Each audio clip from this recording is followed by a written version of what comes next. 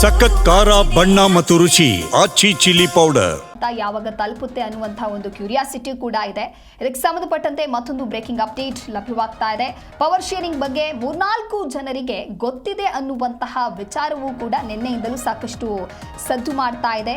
ಈ ವಿಚಾರಕ್ಕೆ ಸಂಬಂಧಪಟ್ಟಂತೆ ಪ್ರಿಯಾಂಕ್ ಖರ್ಗೆ ಹೇಳಿಕೆಯನ್ನ ಕೊಟ್ಟಿದ್ದಾರೆ.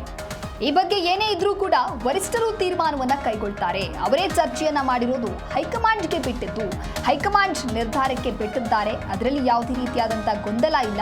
ಶಾಸಕರ ಅಭಿಪ್ರಾಯ ಹೈಕಮಾಂಡ್ಗೆ ಹೇಳಬಹುದು. ಬೆಂಗಳೂರಿನಲ್ಲಿ ಸಚಿವ ಪ್ರಿಯಾಂಕ್ ಖರ್ಗೆ ಈ ರೀತಿಯಾದಂತಹ ಹೇಳಿಕೆಯನ್ನ ಕೊಟ್ಟಿದ್ದಾರೆ. ನಾವು ಮಾಧ್ಯಮದಲ್ಲಿ ಪ್ರೈಮ್ ಟೈಮ್ನಲ್ಲಿ ಕುಳಿತು ನಿರ್ಧಾರವನ್ನ ಮಾಡೋಕ್ಕಾಗುತ್ತಾ ಅನ್ನುವಂಥ ಪ್ರಶ್ನೆಯನ್ನು ಕೂಡ ಕೇಳಿದ್ದಾರೆ.